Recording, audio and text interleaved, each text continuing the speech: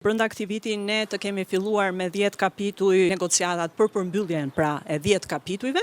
Qeveria është optimiste se pas kalimit të pikave të ndërmjetme dhe mbajtjes së konferencës së 8 ndërqeveritare, do të arrijë të mbyllë brenda këtij viti 10 kapitujt e parë siç ka objektivin. Aspirat që e konfirmoi edhe zëvendës kryeministri Albana Kurtiu pas mbledhjes së qeverisë, e pyetur për çështjen Balluku dhe imunitetit të saj, të cilin PS e mbrojti në parlament me forcën e kartonëve. Kurtiu thotë se kjo vendimarrje nuk ka cënuar progresin e procesit të integrimit.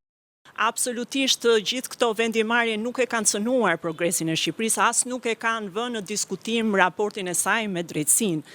Dhe të gjitha këto janë thjesht aludime të opozitës dhe të atyre që në fakt e njollosin dhe e përbaltin Shqipërinë për ditë, por që për fat keq nuk ja dolën dot dhe për fat mirë ne jemi këtu ku jemi sot, jemi duke diskutuar dhe duke negocuar për t'i mbyllur kapitujt brenda kësaj dekade.